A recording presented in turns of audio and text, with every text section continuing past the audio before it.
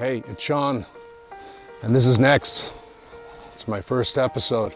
Thanks for joining me. I was really nervous when we did it because I've never interviewed anybody before, and I couldn't rely on anybody else's words. But thankfully, my guest handled it with wit and wisdom, did all the heavy lifting. He's a multi-award winning actor. He is known throughout our industry as very generous of spirit, and that's because of some of the challenges he's faced in his life and how he's moved through them. So without further ado, ladies and gentlemen, Billy MacLellan is next.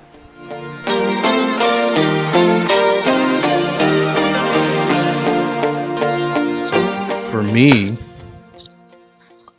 was that action? I was slating. Buddy, that was the loudest slate I ever heard. It totally distracted me. Silent slate. Very good. One more. Quiet sticks. Second sticks. Quiet sticks. Quiet sticks. Good. Hi, everyone. Welcome to that's another thing. I have to figure out what this is called. Quaffed. Maybe you'll have some ideas for me. Quaffed. The Quaffed Episode podcast. one. Episode 1, Quaffed with Sean and Billy. Stay tuned while their hair gets messier throughout the hour. And who knows how long it'll be. I wanted you on as my first guest, not only because I'm fascinated. You know, I've known you now for, I don't know how many years, 7 years, 8 years. I consider you one of my closest friends, but there's a hell of a lot I don't know about you, man. Yeah. And I'm going to ask you, don't be serious about it. It's all right. I'm not going to ask you too deep questions, at least not for the first 45 minutes. And then we're going to go down. Yeah, no, I actually, I knew you before you knew me. And interestingly enough, right before we met, I think I told you this the day I met you. I don't know if you remember. But when I properly got to meet you, in Montreal? In Montreal and Bellevue, I was in Los Angeles when I got that offer for that show. And one of the things I did on the ride down there was listen to the audio commentary for the John A. MacDonald movie that you did. Wow. Yeah. Did I do an audio commentary? Was I part of it? Yeah. I don't even remember that. Yeah. Yeah, I'm very much an audio commentary nerd, and it's so rare that it's so rare you could find audio commentaries, but because they're only on DVDs really, but it's so rare that Canadian films have audio commentaries. So yeah, I was super into it. So that was an incredibly exciting project, and it's so weird to have done something that I'm really proud of on certain levels in terms of the performance and the value of the production, and yet for it to be so misrepresentative of the history of the times as we know them now relative to how we knew them back then in 2010. I mean, you know, we've had a sea change in how we regard that period and those people and John A. in particular. And I would love, and I've been talking to PJ about this. PJ's my partner, for anybody who doesn't know. I would love to go back and the original plan was to do 4 films through different tenureships of his career, you know.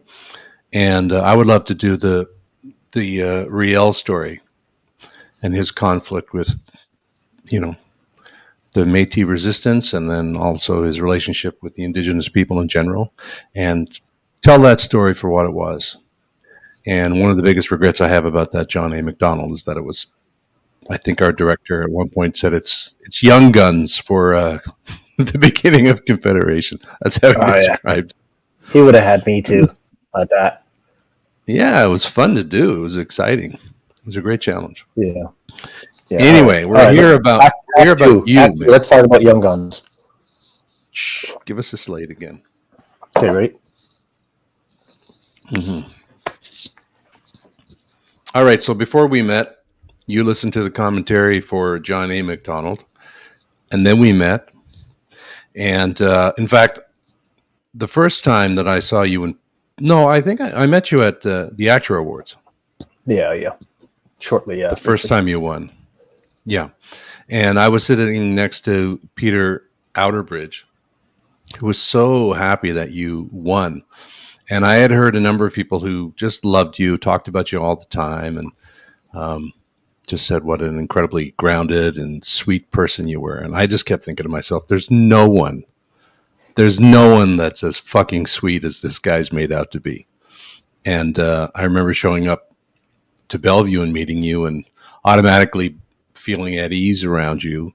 And one of the first things that you did for me was bring me over Thanksgiving dinner.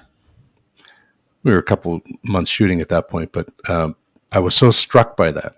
Like, you did that purely as an act of generosity. You didn't want anything for it. You weren't looking for anything in return. You just came over and went, "Hey, boy, here's some food for you." And I was so struck by that because it's so rare that we do that for each other, especially people who don't know each other. Well, the one thing I like about the acting profession, and I remember years ago sitting down with Luke Kirby. We were shooting Slings and Arrows, and we were both just out of theater school, and Luke had been working quite a bit already. And I said, "Do you dig it? Like, is this as fun as you thought it would be?" And he said, "Yeah, like, I love not knowing where my next job is going to be and who I'm going to be working with." And almost in an instant, he changed my perspective. And for me, then on, it became like summer camp. And it's very much like summer camp in that it's very emotional. The stakes always seem ridiculously high when you're there. Fast friendships are formed, and you get to meet a whole bunch of brand new, exciting, smart, interesting people who all kind of have, more or less, all kind of have like each other's best interests in mind. And what I've learned about it over the years is that it acts like summer camp when you're there, and it doesn't necessarily keep going when the project ends. So unless you're coming back for a season 2, I guess it is like summer camp in that way. Unless you come back to the camp, you're not going to see the majority of those people. But for me, it's almost like, how much of this can I suck up in the moment? So any relationship building I get to do on the spot, I'm always just I'm in for it, and I'm just lucky enough in this case that it's been reciprocated. Yeah, but it's stuck, and that takes effort, right? And I know it's not just. I mean, I consider you one of my closest friends, but I know, based on how you talk about other people and how people talk about you, that you have a lot of close friendships out there. And I think one of the themes that I want to try to explore through the podcast is the idea of being in service to other people. And I feel like that's something that you have in focus all the time. Do you think that's part of why you? It's very self-serving, though. Like, I really enjoy it. I actually didn't know. I think I saw it on Jeopardy this week. Do you know what it says on Muhammad Ali's gravestone? It says, "Service is the price we pay for the ticket to get into heaven." I might be messing it up a little bit, but I thought, that's super cool. And I've always, I don't know, maybe it's from my folks. Maybe, like, my dad always he always enjoyed helping people out. And same with my mom. I remember being with my mom and running and dropping like Christmas gifts off to the little kids next door, because my mom knew they couldn't really afford a Christmas. And it just always, I think being of service is as close to feeling what I perceive the magic in the movies. Mm-hmm. Service is as close to that feeling as I've been able to muster so far at my age. Feels magical to me. So when you were growing up and you watched, what were your favorite movies when you were growing up? Did your parents introduce you to films, or did you find them for yourself? Yeah, they did. And I was actually just recently listening to the new Quentin Tarantino audiobook. So I think it's called Cinema Speculation. And his mother and her boyfriends used to take him along, and they used to basically say, you can come, but you can't behave like a kid when you're there. You can't be an asshole. And he very quickly learned how to grow up in the cinema. And I remember my mom taking me to see On Golden Pond.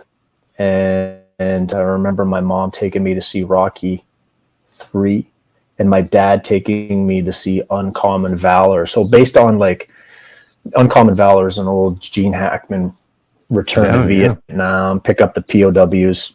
Young Patrick Swayze was in it. So so based on when they came out, I was probably 7, 8, 9 when I was going to see some of those movies. And Uncommon Valor, it was rated R.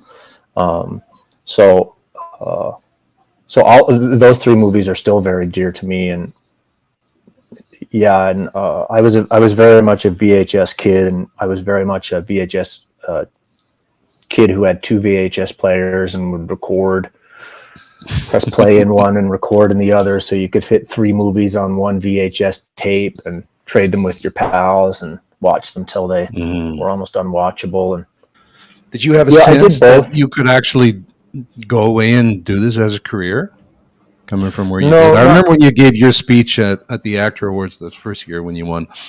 You talked about growing up at the end of the dirt road and how far it was from there. And when did you get a sense that it might be something that you could actually pursue? Was it at this time, or was it later? Did you just keep moving along, letting it take you where you want, where it did, and then at a certain point you had that realization? Well, I started in the high school plays, and I played George in Our Town when I was in grade 11. And but then I started doing musicals, and I sang a little bit. Like I sang as the old timer Arvide Abernathy in Guys and Dolls. I wasn't one of the cool gangsters. I was the old timer for the Salvation Army Band. I was the character actor in the play. And but then I just remains to this day. I wasn't kind of jiving with the whole setup we had at the high school, to make a long story short. So basically what happened is that group of college kids, when I was at the point of about to leave high school, those college kids were gone, and so I was going to be a gym teacher, and I got accepted into Acadia for their kinesiology program. Wow. And so I was going to head down there, and I had a girlfriend at the time, and she found out she wasn't allowed to leave in Cape Breton her first year of school to go to Acadia. And so I said, I'll stay at that college, that I hung out all through junior high and high school. I'll stay at that college and take 1 year of something. And I was really picking courses, flipping coins. Like I didn't even know what I was doing. And I took one theater class, and a whole bunch of people, 13 people, said that they were going to audition for the National Theatre School when it came to Halifax. And I didn't even know what that was. And I did think, though, if any of these sons of bitches get in and I don't try, I'll just kill myself. And it was $50 to audition. And plus you had to get to Halifax. They charged you to audition? Yeah. If I'm not mistaken, like if I'm remembering correctly, that's what it was. Because I remember $50 to me at the time felt like a lot of money, And in the end, I took my dad's truck, I think, to Halifax and slept on my friend Eva's floor. And I drove up one other girl named Charlene, and we both auditioned. And we were the only 2 out of the 13 that went. And I was terrible. I remember getting so scared right in the middle of the Shakespeare monologue. I just froze, and I knew the only thing that was moving was my lips, and I knew it was not good. And I had one backup school, so I auditioned for Concordia, and I ended up getting in there in Montreal. And so I did 3 years at Concordia. And then on my exit interview at Concordia, my acting teacher, Joel Miller, said, I think you should audition for the National Theatre School. And I said, I already did. I didn't get in. And he said, I think you should audition again. And I did and got in. So then I went to another 3 years of school at the National Theatre School, also in Montreal. I had no idea. So you did 6 years. of undergrad. Wow. Yeah, I remember. I remember seeing. You remember the show Midday? It was on every weekday at noon. It was on Global, I think. It was just like a news program, and they interviewed Dustin Hoffman, and he said that he went to school for acting for 7 years because he figured that he would go as long as a doctor would go. He wanted to be as good as a doctor, and that made the transition. I saw that, and it made the transition easier for me. I thought, well, I'll go 6. It'll be 1 year less of an actor as Dustin Hoffman. And so was it worth it? Did you feel as if you had 2 stages of learning? First of all, was Concordia valuable? I mean, obviously it was, because it was the first time away from home and you were learning to live away from your family and the whole university experience. But in terms of studying acting, was it substantial what you got from that place before you moved on? Yeah, I think it was, I think the biggest thing I learned between, going to Concordia and NTS is that one's a university program and one's a conservatory program. So I think the major difference is time, hours in. There'd be some Concordia semesters where I would have Mondays and Fridays off. What'd you do on your days off? Just drank. Drank and watched VHS. That was pretty much it.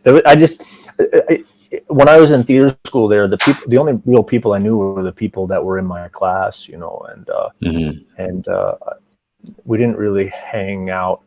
We didn't really do much except drink and go to movies and hang out at the local bar. But for me, Montreal was really, I think, a saving grace, because I haven't really thought of this before, or at least voiced it.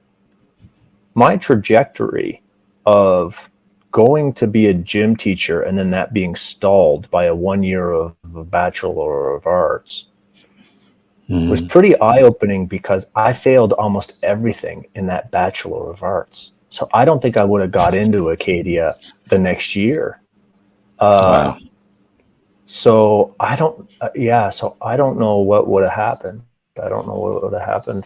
I don't know. I'd be roofing houses, I guess, in Cape Breton.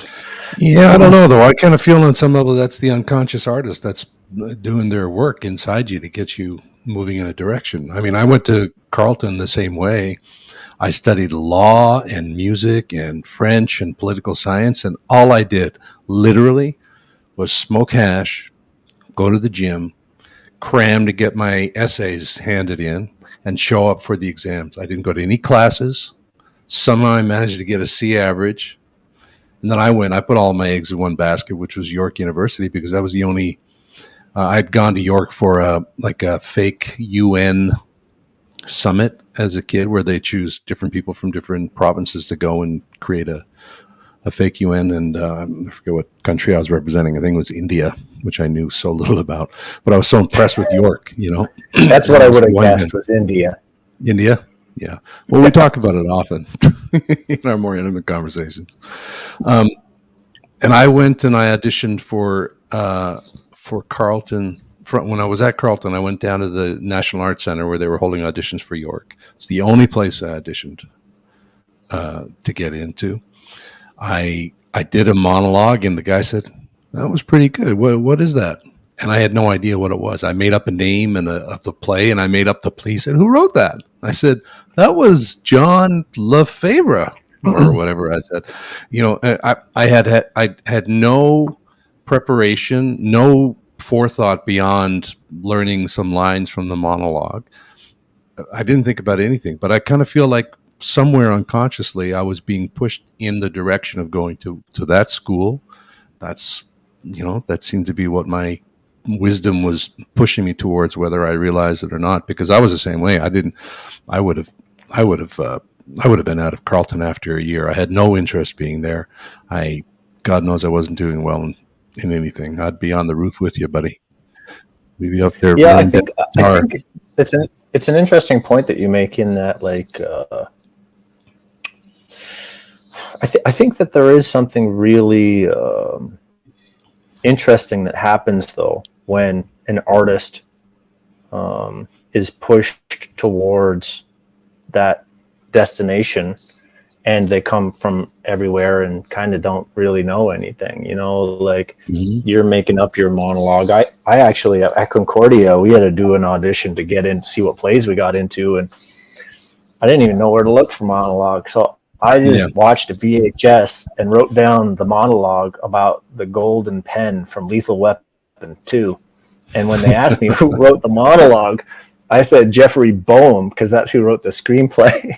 But it was a great monologue. They didn't know. And they didn't know. And I got my choice of plays. Yeah. I think one of the main focuses of this podcast is to talk about limiting self-beliefs, right? And how people transcend those beliefs to move forward, to get over challenges, or to find a new path in terms of what they want to do with their lives, or whatever. How to heal relationships, how to heal your health, how to get stronger, faster, better, all of it. And I think for both of us coming from the East Coast, the idea that we could actually find our way into something that's just seemed so far away and so out of what was regarded as a real job. I don't know how you felt, how supportive your parents were, but my parents were. My dad was an actor and is an actor still to a certain degree. And so I had that, but there was no other reinforcement anywhere around me, including the rest of my family, really. They didn't really understand it. It was like an eccentricity that me and my dad had, and they just kind of accepted it. But Sure. I don't think anybody understood that that was something that was possible to do. What about your family? The same, right? Well, I didn't know. Well, my dad's a union carpenter, and my mom at the time was a portrait photographer for the Bay, like, you know, like getting your photo done at Sears, that kind of thing. And I didn't know. I don't think I knew a single person in or from Cape Breton that made their living as an actor. I have to think on that, but none are coming to mind. And so it was really weird for me when I finished school, and I had no plan because I had no one to follow. So when I think I had 8 classmates that graduated NTS, and so when I was finished my training, I never thought about what was next. So everyone else kind of had plans to leave, and I didn't make plans to leave Montreal because that's just where my apartment was. And so then I thought, had you planned to become an actor? Like, had you decided that I'm going to finish school and that's what I'm going to do? Because people do. People go through school and then decide, no, it's not for me. But you knew. No, you knew. I knew it. I knew when I was even at Concordia. Like I knew this was really fun, and I knew that once I met Joel Miller as a teacher, and he started teaching me the actual craft, and I remember that's the first time in my life that I started taking notes, because I was like, this is valuable information I don't want to forget. And you would think that being a student for like 18 years, I would have thought of that at some point before, but Joel was the first guy that I really connected with, and he talked about text work. Like, we had a whole class when we did the Scottish play, and it was just about text work, and I just took notes and notes and notes. So no, there wasn't really anyone, you know. It was only I only started working because I got a phone call.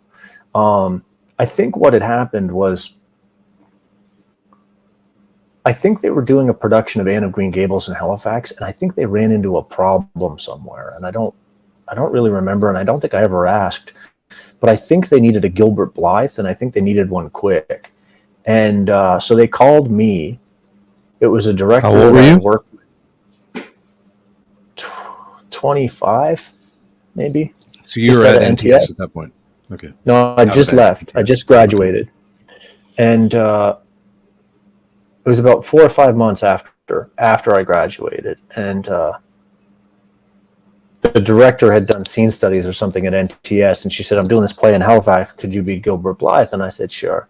And then when I was doing Gilbert Blythe, Linda Moore, the artistic director, said, look, there's a few bit parts in January's Hamlet that I haven't filled. Do you want to play those bit parts? And I said, sure. So yeah, I did go to Halifax to do 2 plays back to back, and I guess you know what you're getting at, like that. To me, there almost seemed to be a little bit of an existential crisis, because I had graduated. I mean, at NTS they only pick 10 people per year, more or less. And I was the only guy or girl in my class that was picked east of Ontario. So I felt like I had a real special place there. And I was very grateful to be there. And then I got 2 jobs through no work of my own. So I felt like I was flying pretty high. But I was miserable. Like I couldn't figure out why I wasn't happy. And I remember I was walking to Hamlet rehearsal one day, and there was this guy. Do you know Walter Borden? Yeah, of course. He's a Halifax. Yeah. Okay. So I didn't know him, but I met him in a green room at Neptune. So one day I'm in this crisis in Halifax, walking around, and I'm walking to rehearsal, and he's sitting in this little coffee shop, and I can see him in the window. Now I don't even know this guy. This is what's fascinating about my path to me and moments like this is I don't even know him. And I walked into the cafe, and he said, "Do you want to have a cup of coffee?" And I said, "I don't think I have time. I have to get to rehearsal." And he said, "Well, what's going on?" And I said, "Is this as good as it gets?" And he said, "What do you mean?" I said, "Well, I graduated in the best school in the country. I'm young and I'm healthy. I got a great gal, and I've just done 2 plays back to back. I just played Gilbert Blythe, for God's sake, and I'm miserable." And he said, "Billy, instead of thinking to yourself, is this as good as it gets? Why don't you start asking yourself, how good can I stand it?" And for the first time in my life, I was presented with a question that I didn't know the answer to, and I was okay with not knowing the answer. Like I was willing to find out, what does that mean? What does that entail? Like, how do you even start to walk towards joy? Now, I want to ask you questions, and obviously I'm going to be able to edit whatever we need to edit here to, that you feel comfortable with. But around that time, you're now, you're a man who's how many years in recovery? 22. 22 years. So was it around that time that things were coming to a head for you? It was maybe during that. It might have been during that week. Because what happened was once the play mounted, we were doing Hamlet. So it was like 25 guys and Ophelia. And so the 25 guys would go out all the time. And we went out drinking one night. We were all at the bar. And all of the Hamlet guys kind of petered out as the hours went on. And I was still pounding them back. And I met this cat named Andrew, who was also a local actor in Halifax. And we were drinking, and we went to the pizza corner and, ate. And then we decided that it'd be a great idea to have a fight club in front of the library on Spring Garden Road. I think you told me this story.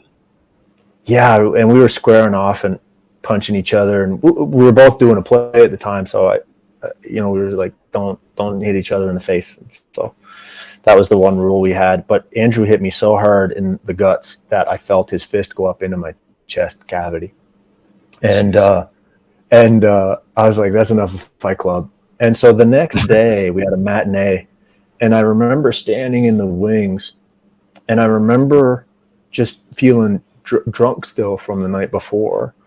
And I tried all of the ridiculous things that you try. I tried a cold shower and black coffee. Like, cream and sugar isn't going to do the trick, So I was trying to drink black coffee and just trying to shake the drunk off me.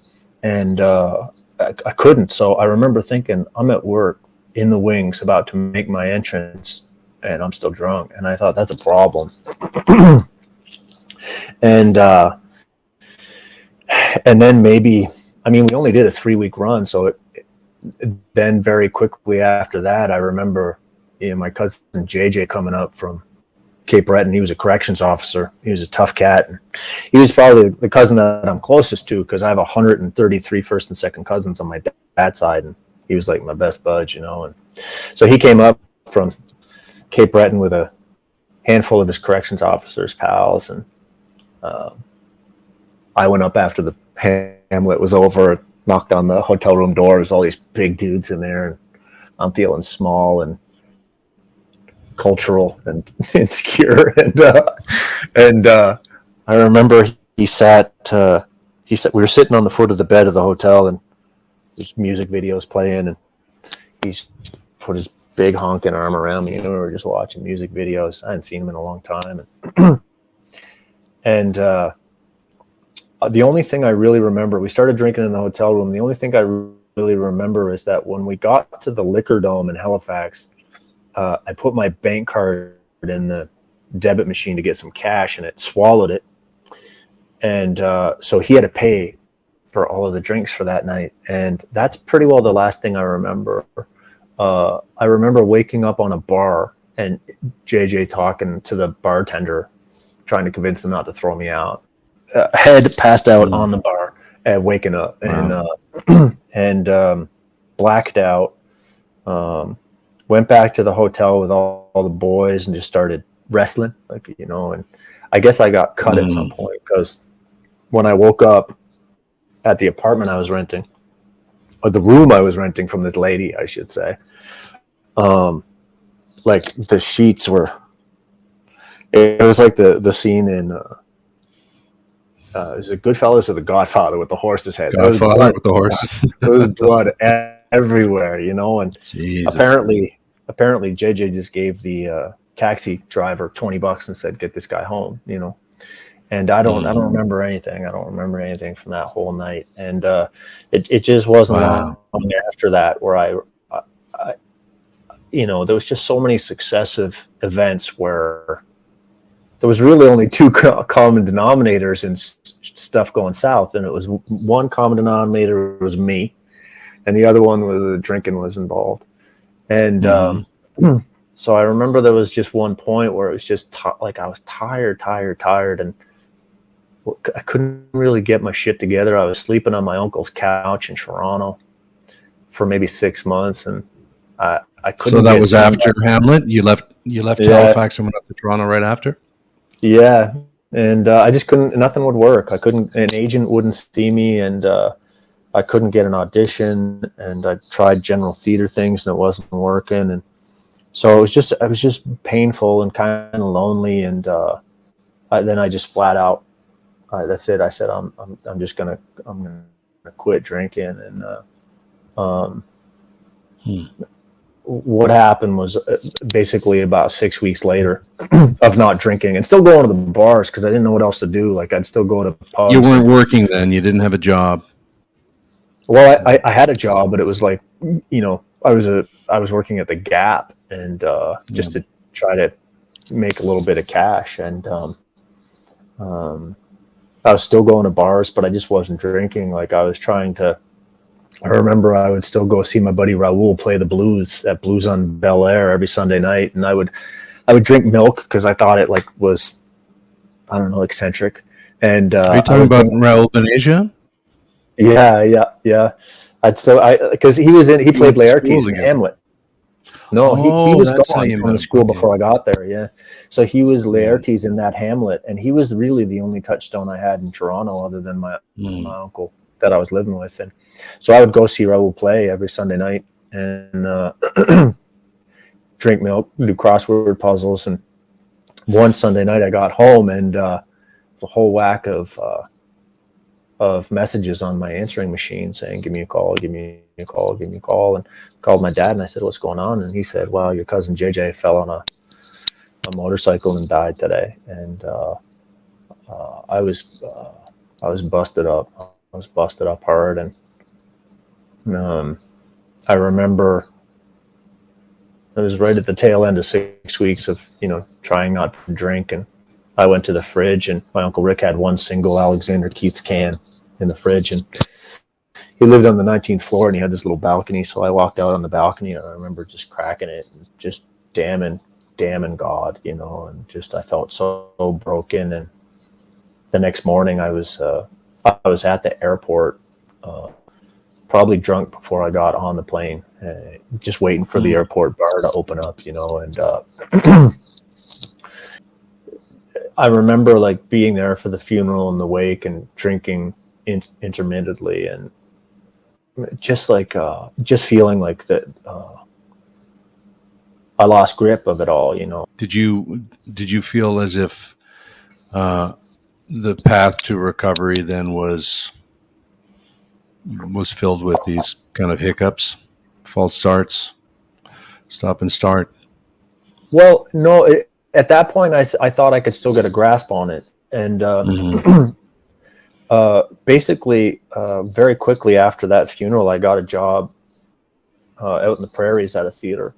And the job was a two-hander. Mm-hmm. And I knew I couldn't drink and perform the work of a two-hander. I knew I couldn't do 50% of the work. So I was like, I'll just quit drinking again.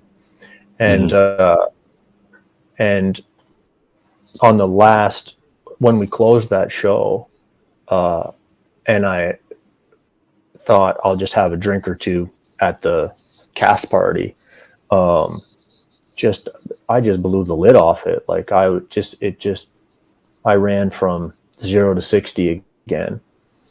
And then I flew to Montreal right after that to visit my girlfriend and some friends. And again, I thought I'll just go out for a drink or two with a couple of pals, like saying it out loud. I'm just going to go out for a drink or two and I'll be home by 10 p.m. And then waking up the next day somewhere halfway across the city and not remember anything that happened. And so after that, it was just like, this is definitively a problem. And how old were you then when you finally admitted you needed to formally seek help? 25. 25. So that was still a pretty condensed period of time. Yeah, but that was a lot. All through school, like through high school, I drank hard, and then through theater school, I drank really hard. Did anybody talk to you about it? Friends or teachers or anybody? Did they say it was getting in the way of your work? Anything like that? No? The first person that ever said anything to me was the summer before my final year at NTS.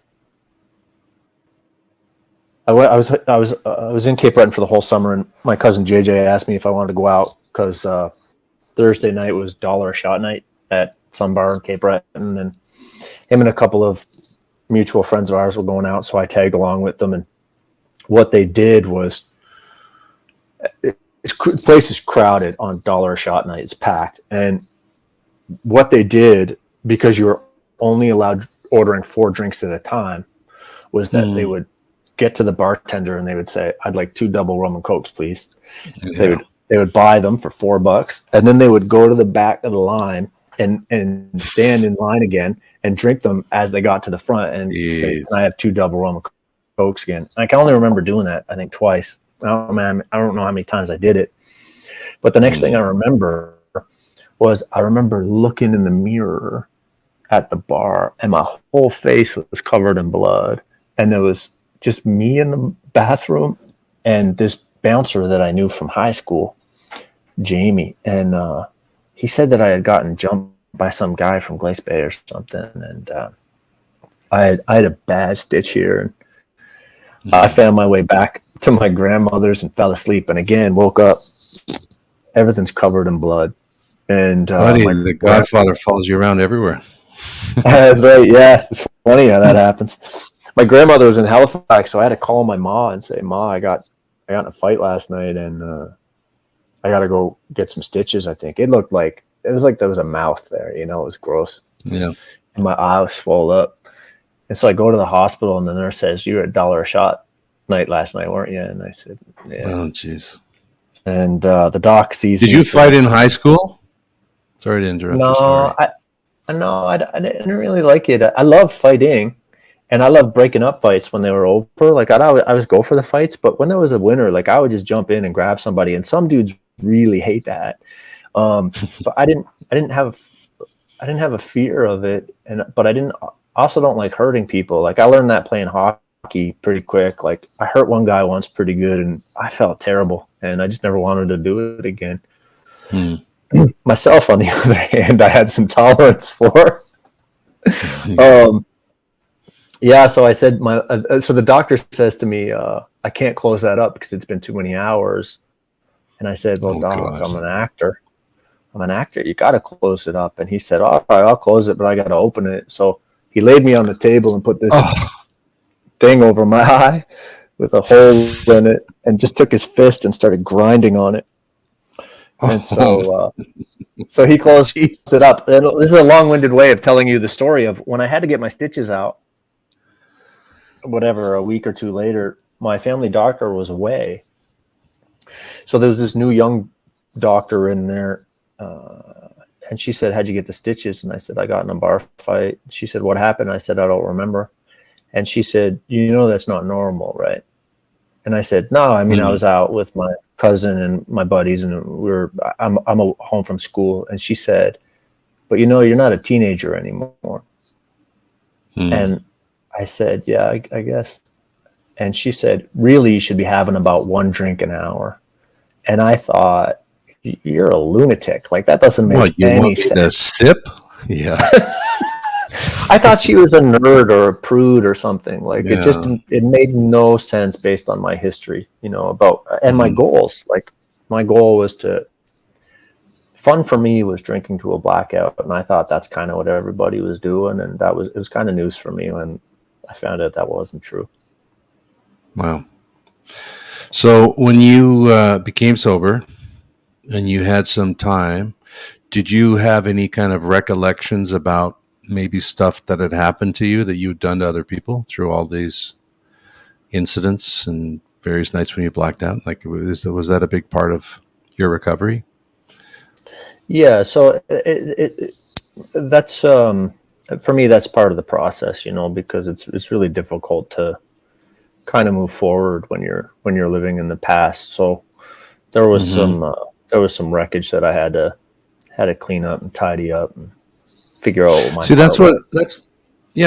and that's what I feel like I recognize about you, that I recognized about you that night when you brought that food over to me, was just the idea that you live in the present and you give of yourself to the present, not just to me, but to it's like you're giving to the present, to stay there, to make sure that you're not moving off in various directions that maybe you don't want to go in. That's the sense I get from you. I could be entirely wrong. I mean, I've known you for a while, but I have no sense of what your internal battle is with your recovery or anything like that. But I always feel as if you're being proactive in moving in a direction through the world, right? And there's not a lot of people that do that. And I think that's one of the things that's really attractive about you, and it obviously shows up in your work too. Well, for me, life is really about connection, because what's the other option? And like, I know what it feels waking up on a bar. I know what it feels like the morning after, when you're like lying there in the fetal position, alone and lonely, and thinking like, what's the point here? And what a lot of people don't realize about the acting profession probably is that, like, a lot of times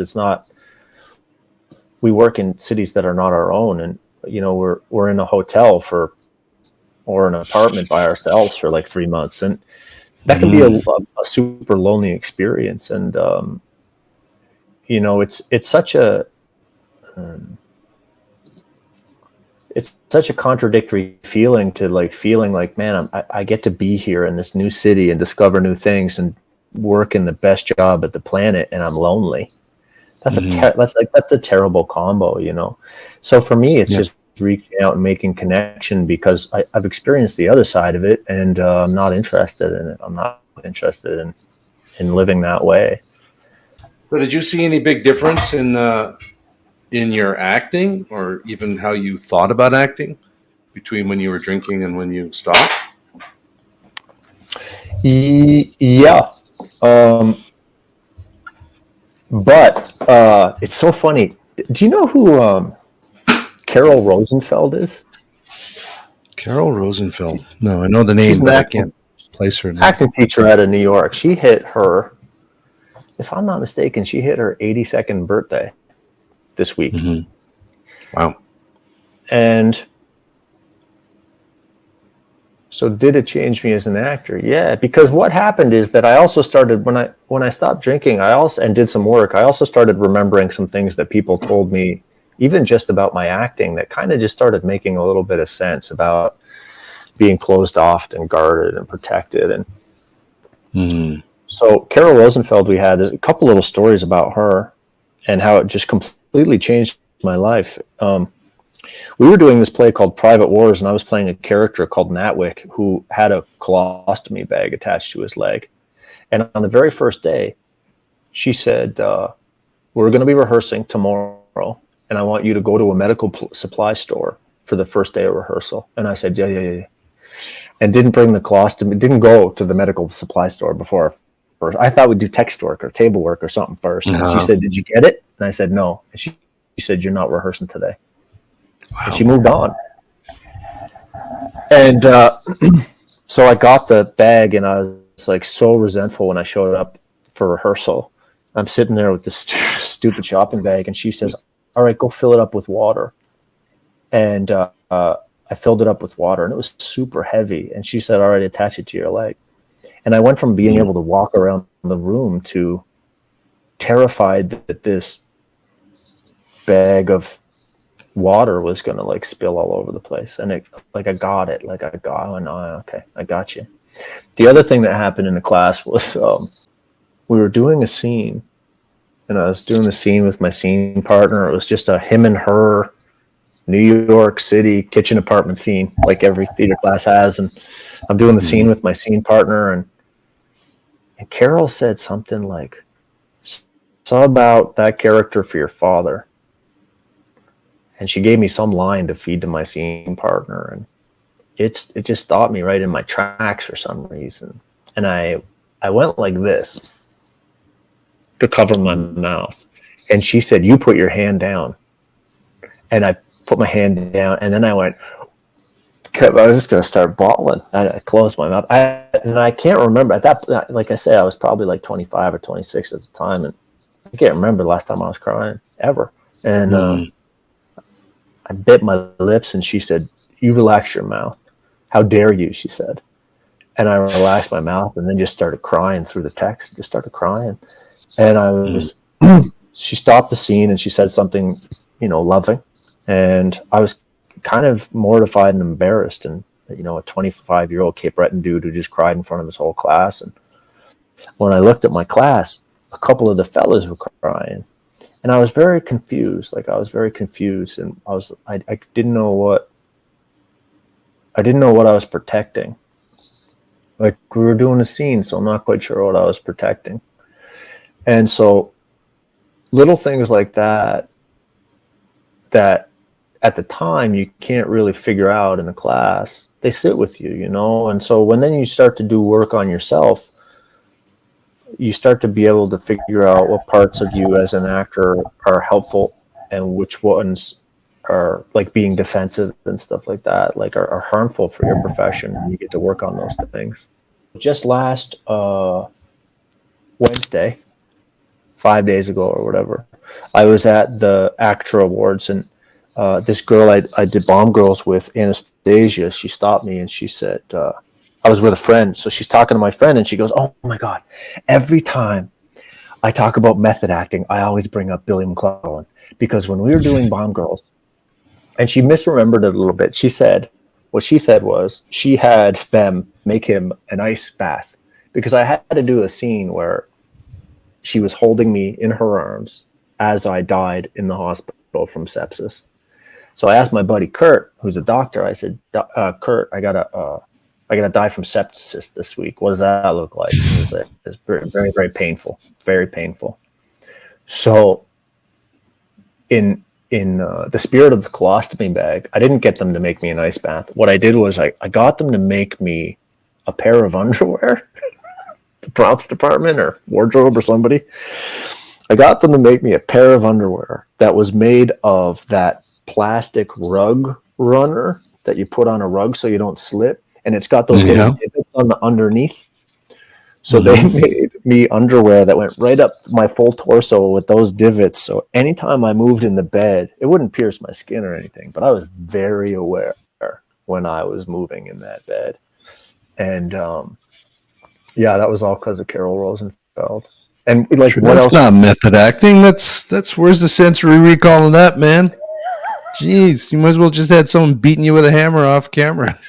Yeah, I'll take it. Hey, I'm just going to butt in for one quick second to say, if you're enjoying this conversation, please hit the like button and the subscription button, because it helps push this out to more people to watch, because I need audience members. Thanks. How do you think your attitude towards acting has changed since those years when you kind of found a focus for yourself beyond your recovery, starting to act, getting work to where you are now? Because, you know, you're very successful. You've had a long career, which in itself is something a lot of people can only dream about. You're an award winner. You have a lot of respect. So what fires you up about it all now? And do you do it for the same reasons that you feel you started doing it for? No, I don't even. Well, in the beginning, I just wasn't quite sure why I was doing it, and I don't know if a whole lot has changed. Like that, there just didn't seem to be another path for me, you know. And it's not that I was out of choices. Like, I think if I chose to, I could probably take a fairly good swing at whatever now, you know. But it's just there's so many things that happen on the path that tell me that you're on the right path for today, that I've just been sticking around. What are those things you take a swing at? Of, like, if I could do something else? Yeah, because that's a question. That's one of the reasons why I'm doing this podcast, is to kind of, you know, leap over my beliefs that I'm only able to do one fucking thing in the world. Like, I think that's a major characteristic of a lot of artists that I know, that they feel like this is the one thing that they have any capacity and talent for. And so what would you want to do? What would you be interested in doing? I think that's the harder question. But, you know, for me, my first dream job was something like, you know, a video store clerk, because I remember hearing a quote years ago about documentaries, and they say documentaries are valuable because they teach you how to be human. And that's what I kind of felt about movies. And it's, I didn't want to like work in a video store because I liked movies, which I did, but like, it was my library, you know, it was my library to whatever. And I was never a really good reader. I didn't have very good retention when I read stuff. But with movies, it felt like I could never forget anything. So that's part of the reason why I like acting, is because I like a little bit of everything. Like, as I go through my day, and for instance, I'm listening to podcasts and stuff, like I listen to a wide range of things that I just... Yeah.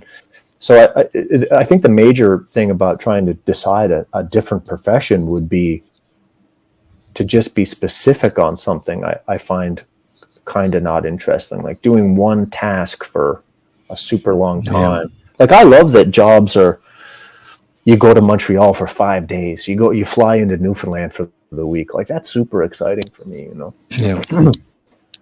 I always find it interesting why people start acting in the first place, and a lot of people don't really know why. For me, I kind of feel as if it was because I grew up in a town where just nobody understood who I was. I mean, I was of a different cloth, you know, and for me, it's always been about self-expression. It's always been a vehicle to express, which probably what this podcast is going to be about on some level. A lot of people don't start for those reasons, right? A lot of people start because they want to pretend. They want to, whatever. They want to step into, like you say, try on different things and test out different ways to be in the world and whatnot. But I feel like for me, as I've gotten older, the path towards self-expression it's easier in so far as, you know, I have the relationships mature, and your ability to have relationships in fulsome ways become easier if you're doing the kind of work that you need to do that. And so I think acting can continue to evolve to allow for more self-expression, but it can also become fucking boring because there are moments and roles and whatnot that don't allow for you to do that kind of thing, right? It's not required of you. In fact, it gets in the way of what your job is, which is to support a story that's not necessarily about needing you to give of yourself in that way. And so when I think about other jobs in the world, I always come up against how can I express in another job? And it seems to me the thing that I'm leaning towards now at this point is doing something that I feel is going to be of service to other people, in the sense of taking all the people that I'll meet that I've met and that hopefully I'll talk to on this podcast and whatnot, and get information out about what they do in case that helps someone. Go ahead. Maybe the question isn't what's different about like why I do it, but how I do it is very different. Like when I started, it was very, very much all about me. It was the Billy Show when I started. And I think some of that probably was like self-protection and preservation, and just fear. But I remember some directors pulling me aside and just trying to talk to me about how difficult it was to give me any kind of direction, because I would get super defensive about it. And even if I agreed with them, I would tell them why I was doing the thing I was doing in the first place. And other directors that would say, Billy, you realize like how much, like if you come in here and you're like, have a negative attitude, that's really contagious. And I didn't even, back then I didn't even believe them. Like I didn't even believe what they were saying. And for me, that's now, so common though. Anyway, go ahead. Maybe for young actors it is, yeah, but I don't think that you can have any longevity, because it's just like if you have a muscle and you're holding up something light for a long period of time, that muscle is just going to get exhausted. And I think that's what happened to me, as I got exhausted, and I couldn't move forward working that way anymore. So now, like when I talk to like young actors, like at a school or something, and they say, what should I do if I want to be an actor? First I say, do you want to be an actor or do you want to be famous? Because I think they're two very different things. And acting is just about trudging and craft work and figuring out the tools, And if that's what you want to be, there's only really two things that I suggest to them. One is to listen to as many audio commentaries as you can, because it's the best free film school that you can get, and you can get it for a library card.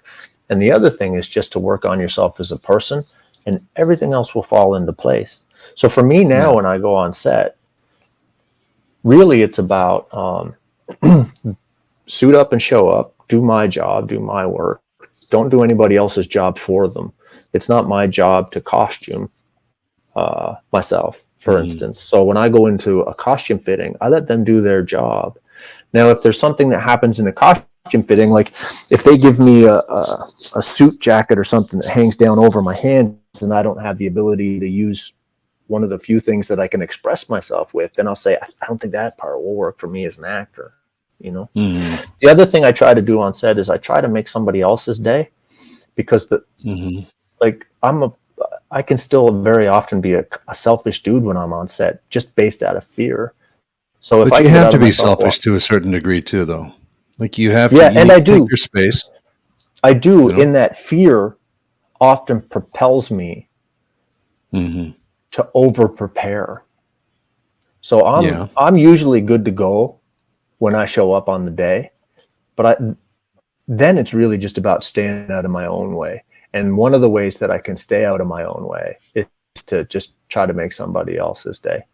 And then when the day of work is over, I try to leave it there, because it sucks when you get home at night and it's it's late and you're trying to figure out if I should have did something different on camera that day or whatever. Or I just turn it over to the universe and leave it. You probably can't answer this, because I don't know if I would be able to answer it either, but when you reflect on a good day's work, when you've had a victory at work or something, is it, wow, I really accessed something inside that's very true to who I am, and I was able to get it out and show it to people through this scene or this character? Or is it, wow, I experienced what it would be like to be in the shoes of this person in this scenario, in this circumstance.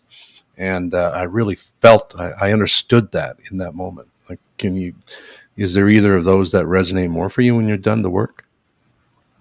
No, Or is it for just, me, hey man, I showed up for and I me, did my it's work? And no, for me, there is no, like, I have zero poker face when I had fun.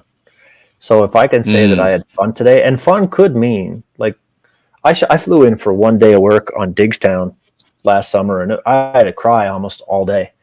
My character was crying in the witness stand, but it was fun. Like, it was so much fun. And if I can have fun on set and look back on the day and think, you were also a good human today, then that's knocking it out of the park for me. That's knocking it out of the park, because I was doing the crying scene, so like, and I nailed it in one take. So as an actor, I nailed it. So I could think, Billy, you did a good job as an actor. And then I was scared of. I can agree with that. By the way, I concur. That was a Oh, great thanks. bit of work you did there. Thanks. But one of the things I was scared about on the day was keeping it in between the ditches and not having somebody knock me off of that game. So I was just trying to stay positive. So I did one take, and it was really good. And then they had to turn around. So there was a minute, and a background performer came up to me and was saying, the crying was so good in that scene. And you're so good in that scene. And I was trying to be cool and gracious, and they just they were just being super nice to me and just paying me a compliment. My fear wanted me to just shut everything down and run in the opposite direction. But I was, I acted grateful to them. I said, thank you. And so at the end of that day, I know I did a good job as an actor, and I know I did a good job as a human being, and just being nice to people and trying to make connections. And so that's how I know I knocked a day out of the park. I kind of feel like, in my experience, in those moments when I haven't been nice, or I've been around those people who are not nice, it creates an energy block with the people around and with themselves, and it affects the work, man. Like, it's like a bubble, and the real shit can't get past that bubble when that's created. Whether it's only because everybody else around you then is protecting themselves, or if it's, people have shame because they've acted in a certain way, and therefore they double down on how they're acting, and therefore they just get more and more internal. I was reminded of two stories with the story that you were just telling. One was, I heard Bradley Whitford said that when he gets a note from a director, he goes through a 3-step process. The first one is, fuck you. The second is, oh my God, I'm the worst actor in the world. And the third is, what's the note? And it's so true.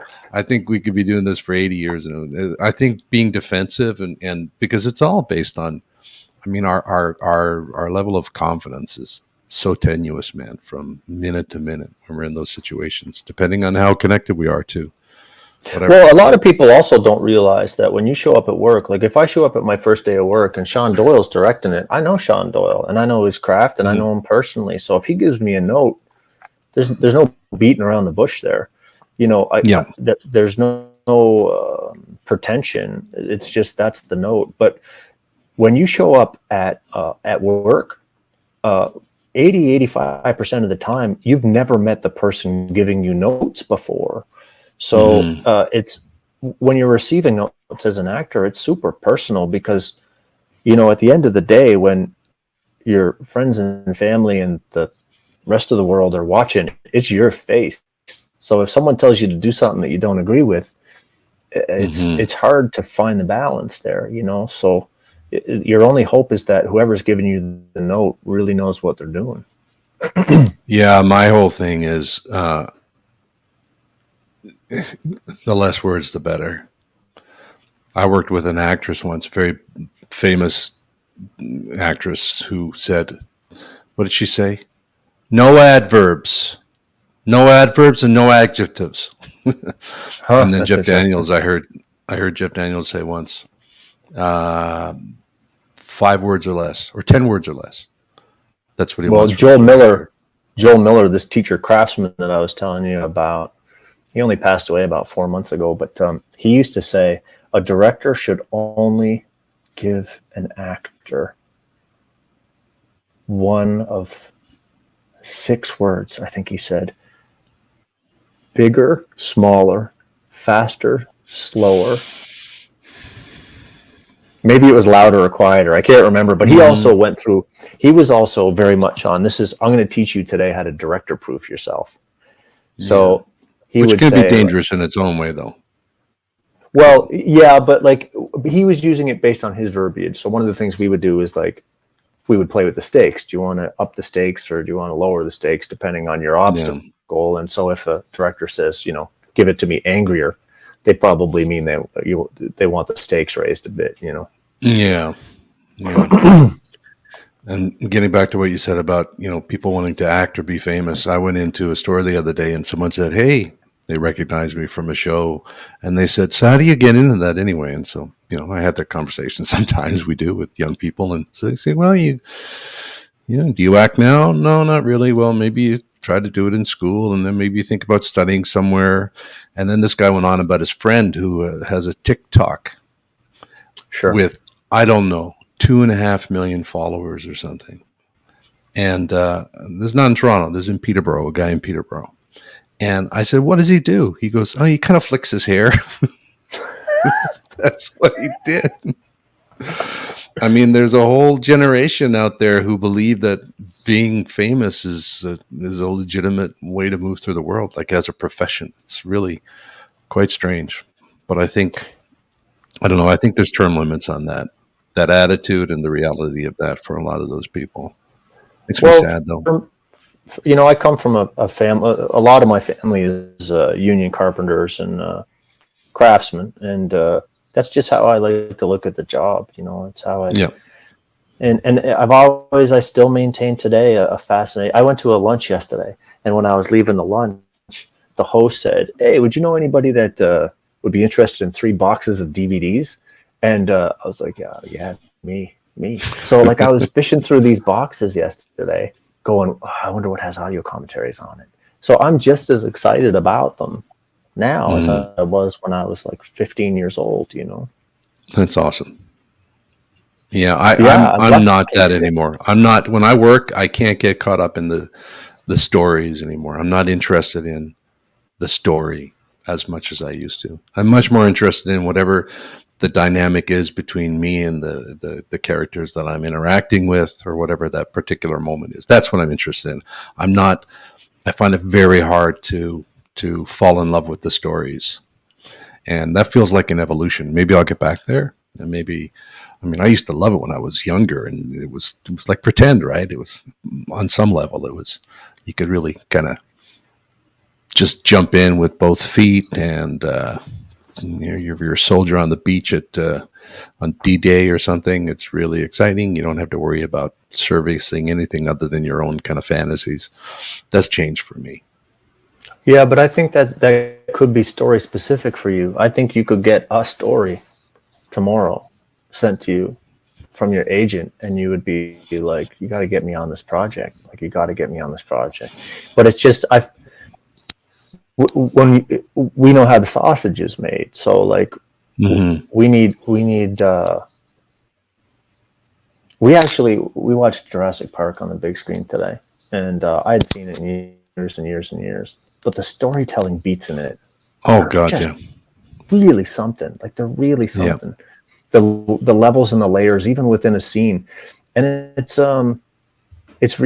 caveman stuff. It's like running away from dinosaurs, and But in terms of like the story structure, it's even within the scenes, it's magic. And I think if you got one of those on your desk tomorrow, you'd be right back in like Flynn. But they're few and far. What's your favorite movie? I know that's almost impossible to answer. I don't think it is. It's a Wonderful Life. It's a Wonderful Life. Yeah. Okay. What is it about it? I hadn't seen It's a Wonderful Life until I was in my mid-20s, when I was probably like newly sober. And I think what I like about it is, like, at the beginning of the film, the angels are meeting in heaven, and they are having a meeting about going down to help George Bailey. And Clarence the angel says, "Oh no, is he sick?" And the head angel says, "Worse, he's discouraged." And It's funny, and I it sounds kind of silly, but last night I was watching the Leafs play, and the city is so discouraged by the Toronto Maple Leafs. I remember thinking they could just really use a win, because discouraged is dangerous. It can be dangerous, and on a personal level, it can be dangerous. And the thing that I like most about It's a Wonderful Life is that all that really happens is that the lead character, who wants to end his own life, all he does is finds gratitude for the exact same things that he has. I remember when I got sober, I remember I was trying to convince myself that I didn't have a problem with alcohol, and I remember just saying like, I was just a kid. And then one day I thought, oh, I was just a kid. And my perspective completely changed. Like, that poor kid, instead of it being a defense, I just felt bad for the kid, And for me, but that's the antidote for everything, is I think gratitude can turn around any situation. What's your favorite band? Over the years, like, the people that I have the most CDs of or whatever in my computer is like mostly singer-songwriter stuff, but I have an awful lot of Harry Connick Jr. from the years back, and an awful lot of Garth Brooks from years back. Garth Brooks, but now I have almost everything he did. I think he hadn't done anything in a minute, but I also I love making playlists on Spotify with singer-songwriter stuff, acoustic stuff especially. What was the worst audition you've ever had? Is there anything that really sticks out? Yeah, it's funny because it was a terrible, terrible audition, and I got the job. So when I was at Concordia, they were bringing Antony and Cleopatra to Centaur, and it was starring Scott Wentworth, Miles Potter, and Shauna McKenna. Okay. And they were coming from Stratford to do it, and we were going to play bit parts throughout, and we were going to be the chorus, the Concordia fellas. And but we had an audition for it, and I showed up drunk for the audition, and I did the Romeo balcony speech. And so when the Romeo balcony speech starts, he says, "But soft, what light through yonder window breaks." So he's trying to be quiet in this garden. So I showed up hammered, and it was on the set of a play that was already going on at Centaur, like a living room set. And so when the Juliet cracks the window or whatever, or the light, I dove behind the couch as my first beat of this monologue, head first behind the couch. And thinking it was going to be such a good idea. So I dive behind the couch, and as soon as I hit the floor, I come out of this blackout, and I'm like, that was a terrible idea. So then it was just getting through the rest of the monologue.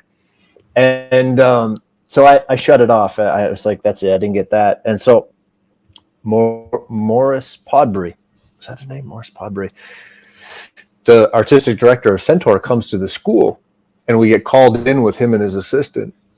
And he said, "Billy, I wanted to talk to you about your audition." I said, "All right." He said, "It was a very good audition. We would like to offer you a part." And I said, "Oh, okay." But the show will be, it went up to December 23rd and then started again the day after Boxing Day. And I said, "Oh, no, thanks. I'm going to go home for Cape Breton for Christmas." And he was like, "Okay, well, if we'll fly you home for Christmas then." Oh my God. And I was like, "Oh, no, I was going to go home for like the entire break." And he was like, "Well, what if we flew you home for Christmas and we gave you a $500 honorarium?" And I was like, "Oh, he's negotiating. I'm not negotiating. I'm going home for Christmas." So I ended up saying yes. I got flown home for the first time ever in my life for a job. So I felt like a rock star flying home. And I was the only one in the chorus that got paid. Dear God, man. So I yeah, was that was asking my for your worst audition. audition. That was your worst audition? Well, I don't remember. Not your worst Does audition that count? experience. Yeah, Oh, I've I had so suppose. many bad ones though, like where you just know. Like I remember one time auditioning for a TV show. I don't even remember what show it was, and it was so bad that I kept stopping and saying the word Jesus, and then apologizing, like forgetting my line or whatever, and go Jesus. Oh man, I'm sorry, everybody. I'm sorry. Oh, I just remember going in auditions at one point and just not in it at all, and nobody in the room is in it, and just going, yeah, you know what?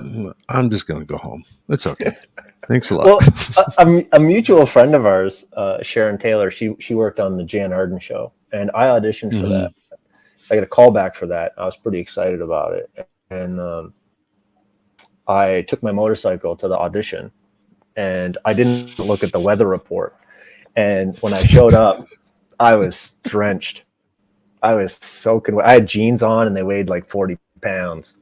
And when Jan Arden walked in the waiting room, I was the only person there so far, and she goes, "Billy MacLellan, aren't you surprised I remember that?" And she gave me a hug, which was super cool. And I was hugging her, pretending not to be wet. You didn't say you were wet? No, you tried to will it out of existence? I wanted two things to be true at once, and one of them was not the truth. And I went into the room, and I was just I don't know, I was caught off guard or something, and I was the first audition of the day, so the director didn't really know what he was looking for yet, and how it would work. And at one point, he was looking for a dry feller to begin with. I remember at one point he asked Jan to come and stand with me, and so we were doing the scene together. And little by little, he was like, "Billy, can you move a little bit to the left? Can you move a little bit to the left?" And then at one point, it was just Jan on camera, and if the show is called Jan, and she says to the director, "Do you think maybe we should bring Billy back into the frame? Because I think I already have the part." So yeah. So I don't what think did you say? Great that day. Did you have a response? No, I was mortified. So I was pretty well ready to go home by then. I was one of the highlights of my career. I was flown down to New York to screen test for the lead of an AMC show that Jonathan Demme was directing. Mm-hmm. Jonathan Demme, who did Sounds of the Lambs and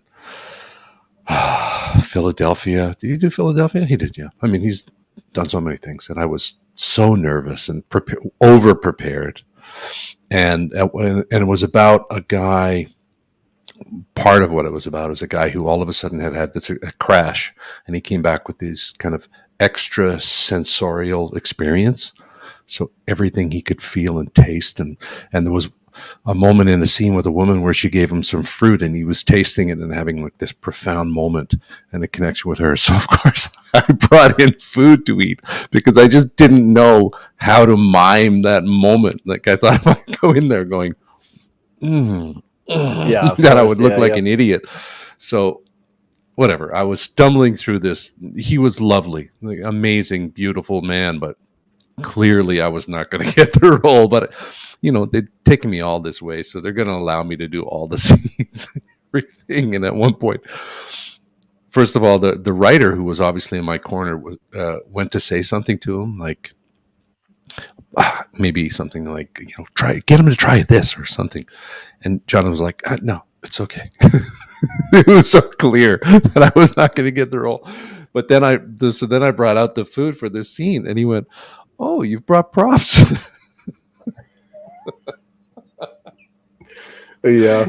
And I went, yeah. And then I had to go through it. I had to, go through with the whole fucking thing. Man, that was painful. Yeah. When in doubt, if you're an actor, if you're a young actor, when in doubt, don't mime anything. Don't mime anything. Bring whatever you can. Yeah. It's not always a horror story. Yes. It's not always, but if you're relying on your props to make your work better, that's not a good idea either. You were talking about podcasts earlier. You listen to a lot of podcasts. What would be 3 podcasts that you would recommend? to people, and why? The one that well, let me open my app. The new one that I just recently started listening to is a pretty popular one. It's called the Huberman Lab, and he is super smart. And he talks a lot about health and mental health. I really dig that one. There's one I really like called 10% Happier, which it's a mindfulness app, is it not? Well, yeah, it's kind of like, I guess it would be a self-help kind of app, and just he's so consistent, and his guests are always really cool. I listen to the Daily just to figure out what's going on in the world, and I like Sam Harris's Making Sense, because he's way smarter than me. And one funny one that I like listening to the last little bit is Theo Vaughn's This Past Weekend. Who is it? Theo Vaughn. I don't know that one. Yeah, he's got a couple of specials on Netflix, and he's a comedian. Yeah, yeah, and he's really he's just really curious, and he really enjoys talking to his guests and figuring out what makes them tick in a really almost childlike way. It's really fascinating to listen to him. You and I have had, constant communication about the Huberman Lab series with Andy Galpin, Dr. Andy Galpin. They did a 6-part thing that Billy sent to me, and I listened to. And each episode, 6 episodes, each episode is at least 2 hours, some of them closer to 4 hours. And it's basically just the most comprehensive overview on training and fitness and how to incorporate various modalities to bring your overall fitness up to different levels, and it's just the most amazing. I mean, we could talk for 2 hours about that, which we won't, but highly recommend. So we start out. We start out with the heavy shit at university, being a couple of theater guys that just go to the gym, and that's pretty much what we still are today. That's right. And every now and then we get paid for putting on someone else's clothes. Man, we've been doing this for 2 hours almost. Yeah, have fun cutting that. I'm not cutting it. Just leave it on right from the beginning. Yeah. Yes. I'm not even going to put a link up. I'm just going to put it out there and see if anyone comes across it. Oh, I wasn't recording. I was thinking about this week and us doing this, and what was cool about me meeting you and telling you about listening to the audio commentary for the John A. movie is, that it could have gone either way, because I was like, oh man, it was so cool, and there's a handful. Like, I don't ever realistically think that, man, I wish I could have a career like Dustin Hoffman. Like, it's not going to happen. I'm too old. I'm too old. But there's still a handful of dudes and ladies that I see, and I think, they're really trudging along, and they got cool careers. Tony Curran, my buddy Tony Curran, is one of those that I'm always watching on Instagram. And when I met you, that conversation about John A. could have went either way. And this philosophy of don't meet your heroes because it'll never work out. I think it's poppycock, because sometimes you'll meet some of your heroes and they end up being real cool, and they end up being one of your pals. So I just want to say I'm grateful for you, and I hope you knock this thing out of the park. Well, I'll tell you, you're one of my heroes too. So I'm really so proud that you would have come and helped me out on my first time here, making all my rookie mistakes, being patient with me. No, man, when you have your 100th one, and you invite five really famous guests, and then you also have to be like, I guess we'll invite Billy too, because he did the first one. Could I invite you back for maybe the 5th one? The 6th and 7th and the 8th? Maybe we should just do this once a week until I know what the hell I'm doing. What do you think? Yeah, I'm in. Anyway, buddy, I have so much respect for you, and you inspire me as much as anybody inspires me. And I love the hell out of you, pal. That. Love you too. All right. Take it easy.